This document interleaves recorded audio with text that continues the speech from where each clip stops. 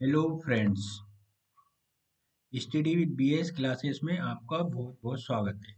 आज हम राष्ट्रपति के बारे में जानकारी प्राप्त करेंगे कि राष्ट्रपति के लिए क्या क्या योग्यताएं होती है, राष्ट्रपति कौन बन सकता है, भारत में किस तरह से राष्ट्रपति का चुनाव होता है, वो हम जानने का प्रयास करेंगे। ठीक है, तो फ्रेंड करते हैं आज का वीडियो स्टार्ट। अभी भारत में वर्तमान में राष्ट्रपति कौन है? राष्ट्रपति है द्रौपदी मुर्मू। द्रौपदी मुर्मू भारत की अभी राष्ट्रपति है। ठीक है। भारत के राष्ट्रपति का कार्यालय संविधान का अनुच्छेद 52 के अनुसार क्या है? भारत का राष्ट्रपति राज्य का प्रमुख होगा। मतलब भारत जो एक राज्य है, स्टेट है। स्टेट क्या होता है? आर्टिकल अनुच्छेद 12 के तहत स्टेट परिभाषित किया है भारतीय संविधान के। वो पूरे राष्ट्र का प्रतीक होता है, मतलब पूरे राष्ट्र का प्रतिनिधित्व करता है। राष्ट्रपति भारत का प्रथम नागरिक होता है, हालांकि भारत के संविधान में इसका स्पष्ट उल्लेख नहीं है। भारतीय गणराज्य की प्राथमिकता के क्रम के अनुसार जो भारत सरकार में आधिकारिक अधिकारियों और गणमान्य व्यक्तियों को उनके कार्यालय और रैंक के अनुसार सूचीबद्ध करता है। राष्ट्रपति देश में सर्वोच्च अधिकारी है। अनुच्छेद 53 के अनुसार क्या है? भारतीय संविधान के अनुच्छेद इस अनुच्छेद के अनुसार संघ की कार्यकारी शक्ति राष्ट्रपति भारतीय राष्ट्रपति में निहित है और वो या तो सीधे या अपने अधीनस्थ अधिकारियों के माध्यम से उनका प्रयोग करेगा। वो केंद्र सरकार के कार्यकारी अधिकारियों के प्रमुख है। राष्ट्रपति भारत के रक्षा बलों का सर्वोच्च कमांडर होता है। तीनों सेनाओं का प्रमुख होता है राष्ट्रपति। जल सेना, जल सेना, वायुसेना और जो अपनी नौसेना, तीनों का वो प्रमुख होता है। आइए भारत के राष्ट्रपति के कार्यालय से संबंधित योग्यताएं, कार्यकाल, चुनाव, महाभियोग आदि के बारे में विस्तार से चर्चा करें। क्या है देखते हैं। अभी कौन है भारत की राष्ट्रपति? ये है द्रौपदी मुर्मू। इनका अपन जानते हैं थोड़ा सा कार्यकाल।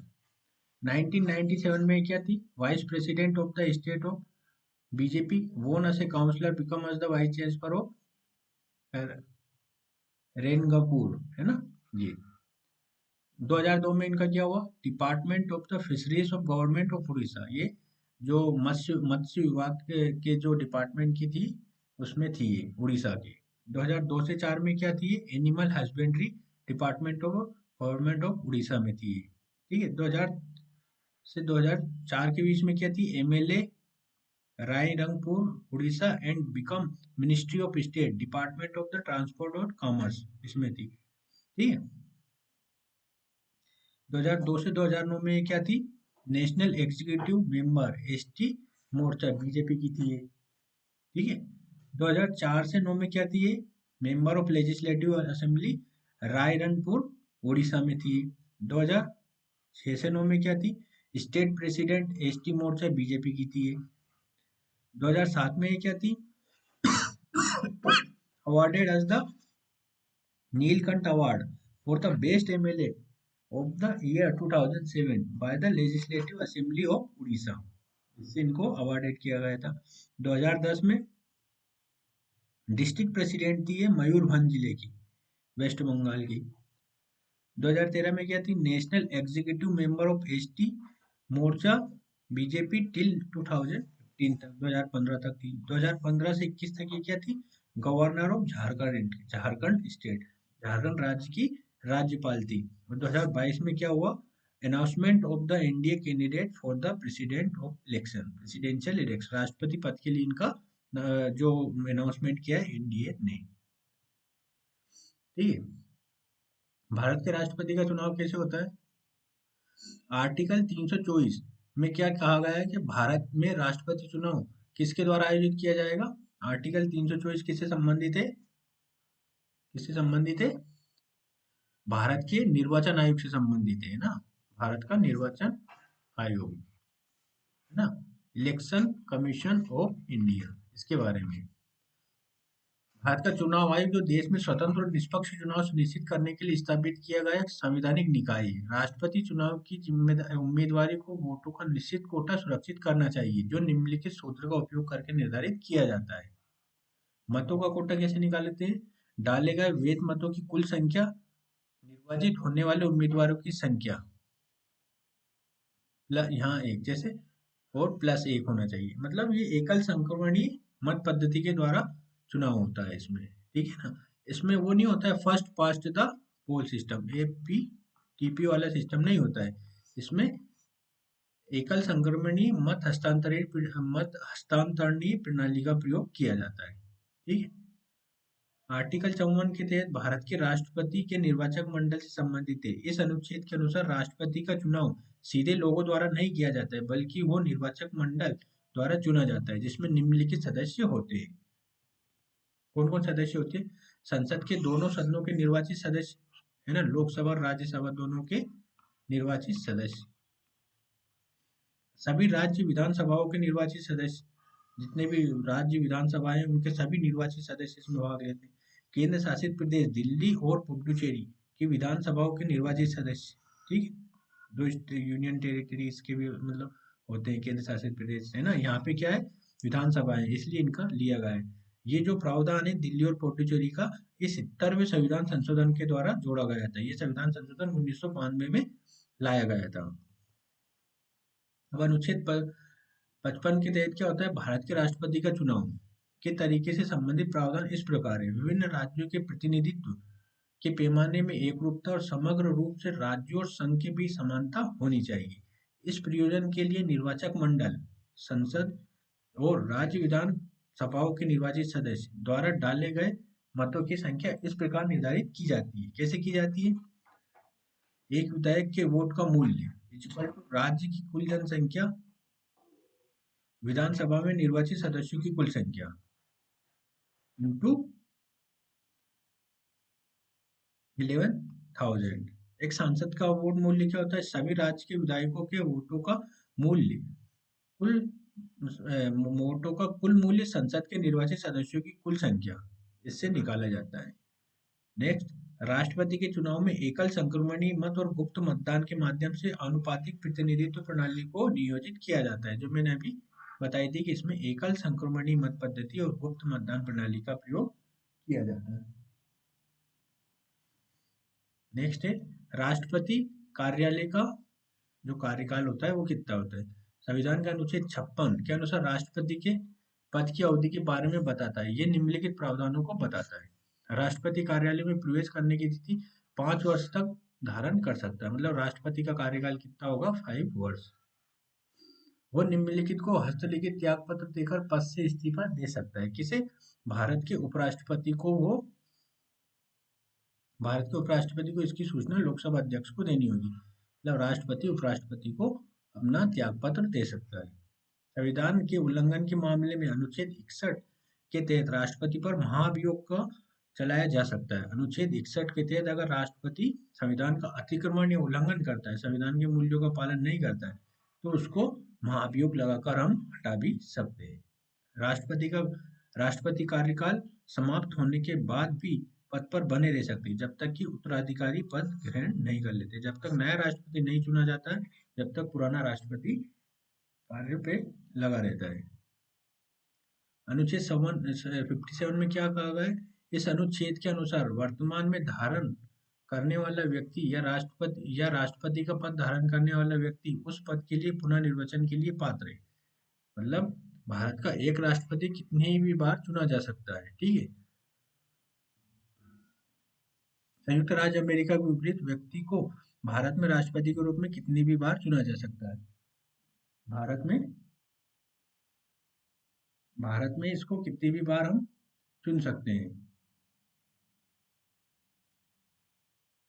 और जबकि अमेरिका में क्या है, केवल दो बार से ज्यादा, अमेरिका में 2 बार से हम ज्यादा राष्ट्रपति नहीं चुन सकते हैं। 2 बार से ज्यादा नहीं होता है, ठीक है। अब आता है हमारा नेक्स्ट, राष्ट्रपति बनने के लिए क्या क्या योग्यताएं होती है? अनुच्छेद 58 राष्ट्रपति के रूप में चुनाव के लिए आवश्यक योग्यताओं से संबंधित है। वे इस प्रकार है। क्या क्या होने चाहिए? वो भारत का नागरिक होना चाहिए, उसे 35 वर्ष से अधिक उम्र का होना चाहिए, वो लोकसभा अर्थात लोकसभा के सदस्य के रूप में चुने जाने के लिए योग्य होना चाहिए। ठीक है, उसे संघ या किसी राज्य सरकार या किसी स्थानीय सार्वजनिक प्राधिकरण के अधीन लाभ का कोई पद धारण नहीं करना चाहिए, ना ही वो कोई लाभ के पद पर होना चाहिए। अब एक नोट है यहाँ पे, भारत में अमेरिकी संविधान में राष्ट्रपति के रूप में चुनाव के लिए योग्यता के तहत प्राकृतिक जन्म की शर्त, है ना, यानी जन्म और वंश के नागरिक को शामिल नहीं किया गया है। इसका कहने का तात्पर्य ये है कि भारत में राष्ट्रपति कोई, जो भारत का नागरिक है, वो जन्म के बाद बना हो या कैसे बना हो, भारत का नागरिक होना चाहिए तो वो राष्ट्रपति बन सकता है। इसके विपरीत अमेरिका में क्या है? अमेरिका में जन्म के समय नागरिकता अमेरिका की होनी चाहिए, यूएसए की होनी चाहिए, जब भी वो राष्ट्रपति बनेगा। वहां के संविधान में ऐसा है। इसका एक उदाहरण मैं बताता हूँ। जैसे अभी अमेरिका के राष्ट्रपति कौन है? अमेरिका के राष्ट्रपति अभी जो बाइडेन। ठीक है, अब ये चाहे तो भारत की नागरिकता प्राप्त कर सकते हैं, जो भी रूल्स रेगुलेशन है, जैसे कुछ वर्ष भारत में रहने पड़ेंगे और फिर अप्लाई करेंगे, रजिस्ट्रेशन हो जाएगा, भारत के नागरिक बन जाएंगे। जब ये भारत के नागरिक बन जाएंगे तो फिर ये चुनाव में खड़ा हो सकते हैं, चुनाव में खड़ा हो सकते हैं और ये भारत का राष्ट्रपति बन सकते हैं, ये भारत के राष्ट्रपति बन सकते हैं। ठीक है, प्रेसिडेंट बन सकते हैं। कौन? Joe Biden. अब दूसरी स्थिति हो सकती है प्रधानमंत्री नरेंद्र मोदी।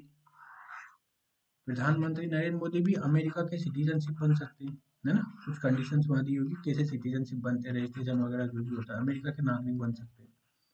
बट ये वहाँ के प्रेसिडेंट नहीं बन सकते, अमेरिका के प्रेसिडेंट नहीं बन सकते, क्योंकि नरेंद्र मोदी के, जो नरेंद्र मोदी जी का जो जन्म के समय ये कहाँ के थे?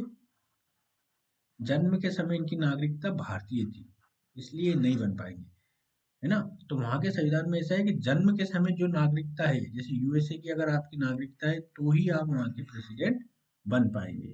ठीक है, ये कॉन्सेप्ट आपको क्लियर हो गया होगा, आशा करता हूँ। नेक्स्ट, राष्ट्रपति कार्यकाल की शर्तें। अनुच्छेद 59 राष्ट्रपति के कार्यकाल कार्यालय की शर्तों को सूचीबद्ध करता है। वो इस प्रकार है: राष्ट्रपति संसद के किसी भी सदन या किसी राज्य विधानमंडल के सदन का सदस्य नहीं होना चाहिए। यदि ऐसा सदस्य राष्ट्रपति के रूप में निर्वाचित होता है तो ये समझा जाता है कि वो राष्ट्रपति का पद ग्रहण करने की तिथि पर सदन में अपना स्थान छोड़ देता है।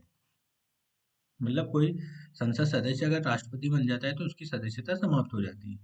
राष्ट्रपति को किसी लाभ के पद पर नहीं होना चाहिए, है ना, न ही किसी सरकारी नौकरी में नहीं होना चाहिए उसे। वो किराए के भुगतान के बिना आधिकारिक निवास में रहने का हकदार है। ठीक है, उसे एक राष्ट्रपति भवन दिया जाता है रहने के लिए। वो संसद द्वारा कानून द्वारा निर्धारित परिलब्धियां, भत्ते और विशेषाधिकार प्राप्त करने का अधिकार है। उसके कार्यकाल के दौरान उसकी परिलब्धि और भत्तों को कम नहीं किया सकता है। ठीक है, उसकी नौकरी के मतलब, ये वाइस प्रेसिडेंट भी एक, प्रेसिडेंट भी एक पोस्ट है, तो उसमें जो भी वेतन वगैरह मिलता है उसे कम नहीं किया सकता है उसकी पदावधि के दौरान। भारत के राष्ट्रपति के द्वारा ली जाने वाली शपथ, कौन सा आर्टिकल में? अनुच्छेद 60 में भारत के राष्ट्रपति की शपथ बताई गई है। शपथ या प्रतिज्ञा से संबंधित है जो भारत के राष्ट्रपति द्वारा अपना पद ग्रहण करने से पहले ली जाती है। इस शपथ में राष्ट्रपति निम्नलिखित कार्य करने की पुष्टि करता है। शपथ क्या होती है? राष्ट्रपति के पद का ईमानदारी से पालन करने के लिए, संविधान और कानून को संरक्षित करने, है ना, संरक्षित करने और बचाव करने की अपनी क्षमता का सर्वश्रेष्ठ प्रदान करने के लिए, भारत के लोगों की सेवा और भलाई के लिए खुद को समर्पित करने के लिए, भारत के मुख्य न्यायाधीश की अनुपस्थिति में भारत का राष्ट्रपति भारत के मुख्य न्यायाधीश या सुप्रीम कोर्ट के वरिष्ठ न्यायाधीश की उपस्थिति में शपथ लेते हैं। मतलब भारत के राष्ट्रपति को शपथ कौन दिलाता है? शपथ दिलाता है मुख्य न्यायाधीश। ठीक है, अगर मुख्य न्यायाधीश नहीं है तो कोई वरिष्ठतम न्यायाधीश रहता है सुप्रीम कोर्ट का, वो शपथ दिलाता है। अब राष्ट्रपति पर महाभियोग भी लगता है। महाभियोग मतलब क्या होता है? संविधान का अगर अतिक्रमण कर लिया है तो उसे हटाया भी जा सकता है प्रधानमंत्री को। क्या प्रोसेस होगी? ये प्रोसेस अनुच्छेद 61 में दी है, 61 ऑफ भारतीय संविधान के अनुच्छेद 61 में दी है। संविधान के उल्लंघन पर भारत के राष्ट्रपति पर महाभियोग चलाने की प्रक्रिया इस लेख में दी गई और ये इस प्रकार है: संसद का कोई भी सदन महाभियोग की प्रक्रिया शुरू कर सकता है, मतलब लोकसभा या राज्यसभा में ये स्टार्ट हो सकता है। उस सदन के कुल सदस्यों के 1/4 भाग द्वारा आरोप पर हस्ताक्षर किए जाने चाहिए और जो महाभियोग को शुरुआत कर सकते हैं। ठीक है, कुल सदन के 1/4 लोग अगर साइन करते हैं तो वो महाभियोग प्रारंभ हो सकता है। प्रस्ताव पारित करने से पहल सदन करने वाला सदन के लिए राष्ट्रपति को 14 दिन का नोटिस पीरियड देना होता है ना, 14 दिन का नोटिस पीरियड देना रहता है। नोटिस की अवधि के बाद प्रस्ताव सदन की कुल सदस्यता के 2/3 बहुमत, है ना, 2/3 बहुमत से पारित के बहुमत के साथ आरंभ करने वाले सदन द्वारा पारित किया जाता है। 2/3 बहुमत होना चाहिए कुल सदस्य संख्या के। एक बार प्रस्ताव पारित हो जाने के बाद के दूसरे संसद राष्ट्रपति के खिलाफ आरोपी की जांच करने के लिए या एक न्यायिक समिति की नियुक्ति करके स्वयं द्वारा जांचों की करने के लिए बाध्य है। मतलब जब एक सदन पास करता है तो दूसरा सदन अर्ध न्यायिक संस्था की तरह कार्य करता है ना। वो जांच करता है कि जो राष्ट्रपति पर आरोप लगाए जा रहे हैं वो सही है या नहीं है। वो उसके लिए न्यायिक समिति नियुक्त कर सकता है, स्वयं ही जांच कर सकता है। जांच के दौरान राष्ट्रपति को एक वकील के साथ पेश होने या आरोपों को बचाव करने का अधिकार है। ठीक है, यदि राष्ट्रपति को आरोपों के लिए दोषी नहीं माना जाता तो संकल्प व्यवगत हो जाता है, मतलब नष्ट हो जाता है। दोषी होने के मामले में दूसरे सदन द्वारा कुल सदस्यता के 2/3 बहुमत के साथ संकल्प पारित किया जाता है। यदि दूसरा सदन भी मान लेता है कि हाँ ये दोषी है तो फिर वो सदन भी 2/3 बहुमत से पास करेगा। ठीक है, फिर क्या होगा, संकल्प का प्रभाव राष्ट्रपति को उसके पद से हटाने का प्रभाव उसी तारीख से होगा जिस तारीख को संकल्प इस प्रकार पारित कर दिया गया। जब दोनों सदन अगर पारित कर देते हैं विशेष बहुमत से तो राष्ट्रपति को अपने पद से त्याग पत्र देना होगा, उसी दिन देना होगा जिस दिन ये पारित कर दिया जाएगा। ठीक है, नेक्स्ट आता है राष्ट्रपति कार्यकाल में अनुपस्थिति और रिक्ति अगर होती है, absence in vacancy in president's office. भारतीय संविधान के अनुच्छेद 62 के अनुसार ये भारत के राष्ट्रपति के पद की रिक्ति से संबंधित प्रावधानों से संबंधित है। वे इस प्रकार है, राष्ट्रपति के पद की अवधि की समाप्ति के कारण राष्ट्रपति कार्यालय में रिक्ति को भरने के लिए चुनाव कार्यालय की समाप्ति से पहले होना चाहिए। मतलब नया राष्ट्रपति पुराने राष्ट्रपति के कार्यकाल के समय समाप्त होने से पहले चुन लिया जाना चाहिए। सेवारत राष्ट्रपति की मृत्यु, त्यागपत्र या पद से हटाए जाने के कारण हुई राष्ट्रपति पद की रिक्ति को भरने के लिए चुनाव 6 माह के भीतर कराया जाना चाहिए। 6 माह के अंदर चुनाव हो जाना चाहिए। नेक्स्ट है भारतीय संविधान के अनुच्छेद 65 के अनुसार मृत्यु, इस्तीफे या हटाने के कारण राष्ट्रपति के कार्यालय में किसी भी रिक्ति के मामले में भारत के उपराष्ट्रपति नए राष्ट्रपति के चुने जाने तक राष्ट्रपति के रूप में कार्य करते हैं। या राष्ट्रपति का अगर पद खाली हो गया तो उपराष्ट्रपति राष्ट्रपति के लिए राष्ट्रपति के रूप में कार्य करते हैं।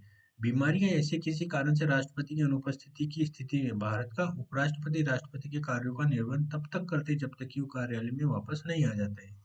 ठीक है, मतलब उपराष्ट्रपति राष्ट्रपति का कार्यालय देखते हैं।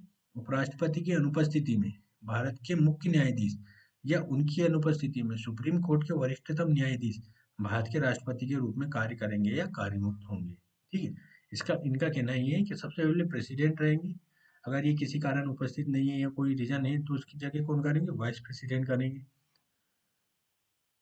अब मान लो कि वाइस प्रेसिडेंट भी नहीं है तो फिर कौन करेंगे, चीफ जस्टिस ऑफ इंडिया करेंगे। कोई अगर चीफ जस्टिस ऑफ इंडिया भी नहीं है तो फिर कौन करेगा, सुप्रीम कोर्ट का कोई भी जज करेगा, वरिष्ठतम जज करेगा। ठीक है, ये दिया है ना, वरिष्ठतम सीनियर मोस्ट जज करेगा। नेक्स्ट, भारत के राष्ट्रपति के कार्य और शक्तियां क्या क्या है, फंक्शंस एंड पावर क्या क्या है। सबसे पहले आता है विधायी कार्य। भारत के राष्ट्रपति के क्या क्या है, राष्ट्रपति विधायी कार्यों और शक्तियों का प्रयोग करेगा। आम चुनाव के बाद आयोजित पहला संसदीय सत्र और प्रत्येक वर्ष के पहले सत्र को राष्ट्रपति द्वारा संबोधित किया जाता है। उसके द्वारा संसदीय सत्र बुलाने और सत्रावसान करने और लोकसभा को भंग करने की शक्ति होती है। वो संसद के दोनों सदनों की संयुक्त बैठक बुला सकता है और उस स्थिति में लोकसभा का अध्यक्ष पीठासीन अधिकारी होता है। संयुक्त बैठक कौन सा आर्टिकल में, आर्टिकल 108 में दिया है। ठीक है, वो साहित्य, विज्ञान, कला, समाज सेवा के क्षेत्र में विशेषज्ञ 12 सदस्यों को राज्यसभा में और 2 एंग्लो इंडियन समुदाय के लोकसभा में नामित कर सकता है। हाल ही में ये एंग्लो इंडियन वाला हटा दिया गया है, ठीक है। अब क्या है, केवल 12 सदस्यों को राज्यसभा में नामित कर सकता है। वो कौन कौन से क्षेत्र से होने चाहिए? साहित्य, विज्ञान, कला और समाज सेवा से होना चाहिए। ठीक है, इसमें खेल नहीं दिया है। अभी क्या करा था कि जो सचिन तेंदुलकर है, सचिन तेंदुलकर इनको राज्यसभा में भेजा गया था। तो वो किस क्षेत्र से दिया गया था? वो कला के क्षेत्र से, है ना, आर्ट के क्षेत्र से भेजा गया था। जब भी लोकसभा के अध्यक्ष या उपाध्यक्ष पद या राज्यसभा के सभापति और उपसभापति का पद रिक्त हो, तो उसे उस सदन के किसी भी सदन के पीठासीन अधिकारी नियुक्त करने की शक्ति प्राप्त होती है ना। तो वो कोई किसी को भी पीठासीन अधिकारी नियुक्त कर सकता है जब सदन का ये इन लोगों का पद रिक्त हो तो। नेक्स्ट क्या है? वो संवैधानिक निकायों द्वारा प्रस्तुत रिपोर्ट को संसद के सामने प्रस्तुत कराता है। संवैधानिक निकाय जैसे यूपीएससी हो गया, controller and auditor general of India हो गया, है ना, वित्त आयोग हो गया, फाइनेंस कमीशन हो गया, इस तरह से इन लोगों की रिपोर्ट संसद के समक्ष प्रस्तुत कराता है। नेक्स्ट, उसके पास भारत के चुनाव आयोग के परामर्श से संसद सदस्यों की अयोग्यता पर निर्णय लेने का अधिकार है। चुनाव आयोग कह देता है कि अगर इनको हटाना है तो वो उस पर अपना एक्शन ले सकता है। कुछ विधेयक जैसे राज्यों की सीमाओं में परिवर्तन से संबंधित विधेयक भारत की संचित निधि से वे भारत के राष्ट्रपति की पूर्व सहमति के बाद ही संसद में पेश किए जा सकते हैं। जैसे मान लो कि अभी 2014 में कौन सा राज्य बना था? तेलंगाना बना था। वैसे किससे अलग किया था? आंध्र प्रदेश से अलग किया था। तो इस बिल को लाने के लिए राष्ट्रपति की पूर्व सहमति ली गई थी। ठीक है। जब संसद राष्ट्रपति को विधेयक पारित करती है जब संसद राष्ट्रपति को विधेयक पारित करती है तो वो विधेयक को स्वीकृत दे सकता है, ये रोक सकता है उस या विधेयक को पुनर्विचार के लिए संसद में लौटा सकता है। ये कौन से आर्टिकल में ऐसा कहा गया है? आर्टिकल 111 में। ठीक है। इसी तरह जब राज्य का राज्यपाल राज्य विधानमंडल के विधेयक को राष्ट्रपति के विचार के लिए सुरक्षित रखता है तो वो विधेयक को स्वीकृति दे सकता है या विधेयक को रोक सकता है। राज्यपाल को विधेयक पुनर्विचार के लिए राज्य विधानमंडल को वापस करने का निर्देश दे सकते हैं। ठीक है। तो इसमें आप बताइए कौन सा आर्टिकल के तहत होगा? ये कॉन्सेप्ट है, इसमें 89 जोड़ते हैं तो राज्यों के संबंध में वो अनुच्छेद आ जाता है। ठीक है। अब बताइए कार्यकारी क्या एग्जीक्यूटिव फंक्शंस क्या क्या है? भारत के राष्ट्रपति द्वारा किए जाने वाले कार्यकारी कार्य निम्नलिखित हैं। केंद्र सरकार के सभी व्यापारिक और कार्यकारी या औपचारिक कार्य के रूप में उन्हें कार्य किया जाता है। ठीक है। तो ये कौन कौन से? उसके पास उस तरीके के बारे में नियम बनाने की शक्ति जिसमें उसके नाम के तहत किए गए कार्यकारी कार्यों का प्रमाणित किया जाना चाहिए। वो केंद्र सरकार के कारोबार के आपस में लेन देन की सुविधा के लिए नियम बनाता है। वो निम्नलिखित नियुक्तियों के करने के लिए भी जिम्मेदार है। वो निम्नलिखित लोगों को नियुक्त करता है। भारत के प्रधानमंत्री और उनका मंत्रिपरिषद, ठीक है, प्रधानमंत्री की नियुक्ति करता है ना। भारत के महान्यायवादी की नियुक्ति करता है ना। कौन से आर्टिकल में? आर्टिकल 76 में महान्यायवादी की। राज्य के राज्यपाल की नियुक्ति करता है। भारत के नियंत्रक और महालेखा परीक्षक, ये कौन से आर्टिकल में? 148 में इनकी नियुक्ति करता है। भारत के मुख्य चुनाव आयुक्त और अन्य चुनाव आयोग का वर्णन किसमें? 324 में है। वित्त आयोग के अध्यक्ष और सदस्यों की नियुक्ति करता है। ये कौन सा आर्टिकल है? ये आर्टिकल है 280 में। संघ लोक सेवा आयोग के अध्यक्ष और सदस्यों की नियुक्ति करता है। ये कौन सा आर्टिकल है? 315। वो निम्नलिखित आयोगों की भी नियुक्ति करता है। आयोगों के अध्यक्ष की नियुक्ति करता है। राष्ट्रीय अनुसूचित जनजाति आयोग या अनुसूचित जाति आयोग, ये कौन से अनुच्छेद में? 338 में। अनुसूचित जनजाति आयोग इसको भी करता है। कौन से? 338 ए में है। अन्य पिछड़ा वर्ग आयोग के राष्ट्रीय अध्यक्ष, ये कौन से में? 338 बी में है। वो प्रशासकों की नियुक्ति करके सीधे केंद्र शासित प्रदेशों का प्रशासन भी करता है। मतलब वो जैसे गवर्नर्स, जो डिप्यूटी गवर्नर होते हैं, उपराज्यपाल, उनको भी नियुक्त करके डायरेक्ट अपने हाथ से मतलब शासन चलाता है। वित्तीय कार्य क्या क्या है इनके? फाइनेंशियल कार्य। उनकी पूर्व सिफारिशों पर ही धन विधेयक संसद में पेश किया जाता है और अनुदान की मांग की जाती है ना। हर 5 साल में वो भारत के वित्त आयोग का गठन करते हैं, केंद्र और राज्यों के बीच राजस्व वितरण के संबंध में सिफारिशें प्रदान करती है ना। वित्त आयोग जो सिफारिश करता है आर्टिकल 280 के तहत, वो वित्त आयोग का गठन करते हैं उसी का। वो वार्षिक वित्तीय विवरण को संसद के समक्ष रखते हैं। अप्रत्याशित व्यय को पूरा करने के लिए राष्ट्रपति के पास आकस्मिक निधि से धन देने की शक्ति भी है। जो कंटिजेंसी फंड्स होता है उससे भी धन निकालने की शक्ति होती है राष्ट्रपति के पास। अब न्यायिक कार्य क्या क्या राष्ट्रपति के? भारत के राष्ट्रपति को निम्नलिखित लोगों की नियुक्ति करता है, न्यायिक नियुक्ति करता है। भारत के मुख्य न्यायाधीश की नियुक्ति करता है, चीफ जस्टिस ऑफ इंडिया की नियुक्ति राष्ट्रपति करता है। सुप्रीम कोर्ट के जजों की नियुक्ति राष्ट्रपति करता है। हाई कोर्ट के जजों की नियुक्ति भी राष्ट्रपति करता है। भारतीय संविधान के अनुच्छेद 72 के अनुसार राष्ट्रपति के पास निम्नलिखित मामलों में किसी व्यक्ति को क्षमादान देने, लघुकरण करने, राहत देने और सजा देने की शक्ति है। ठीक है, इस तरह से वो कर सकता है, मतलब माफ भी कर सकता है, लघु किसी की सजा कम भी कर सकता है ना, इस तरह से। जब सजा या सजा संघ के कानून के खिलाफ अपराध के लिए किया, इस तरह का अगर किया है तो वो माफ कर सकता है। जब कोर्ट मार्शल द्वारा सजा दी जाती है तो वो माफ कर सकता है। जब दी गई सजा मौत की सजा पर भी वो माफी दे सकता है।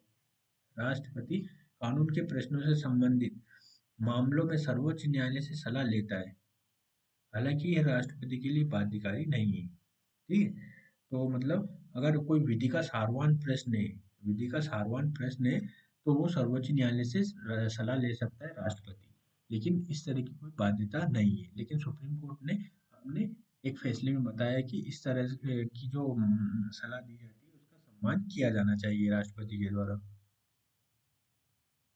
अब आता है सैन्य कार्य। सैन्य कार्य क्या है? भारत के राष्ट्रपति सशस्त्र बलों के सर्वोच्च कमांडर है और उन्हें संसद के अनुमोदन पर किसी भी राष्ट्र के साथ युद्ध की घोषणा करने या शांति समाप्ति करने की शक्ति प्रदान की जाती है। वो रक्षा बलों के तीनों अंगों का प्रमुख होता है ना, मतलब वो चीफ कमांडर होता है किसका? सेना, नौसेना और वायुसेना। ठीक है, थल सेना, नौसेना और वायुसेना तीनों का प्रमुख होता है। अब राजनयिक कार्य भी होते हैं कुछ, क्या क्या होते हैं? भारत के राष्ट्रपति अंतर्राष्ट्रीय मंचों और बैठकों के देश की प्रतिनिधित्व करते हैं।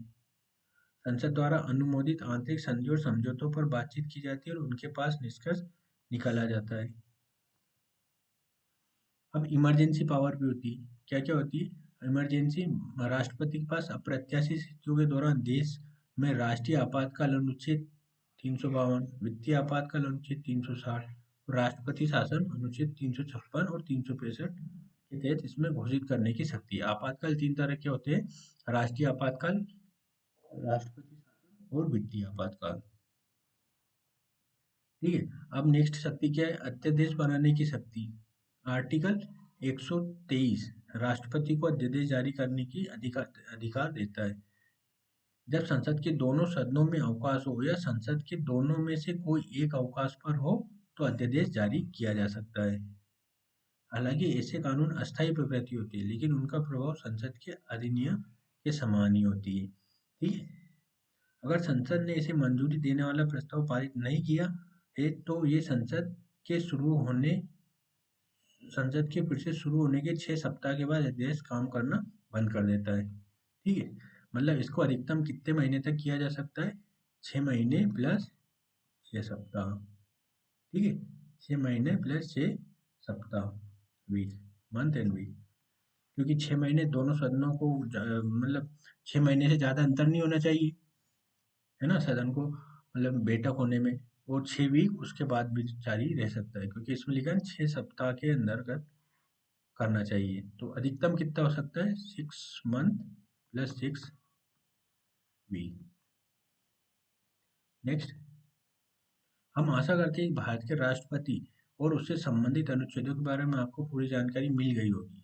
ठीक है, तो अब कोई भी दिक्कत हो तो आप इससे संबंधित पूछ सकते हैं। ठीक है, वीडियो देखने के लिए बहुत बहुत धन्यवाद।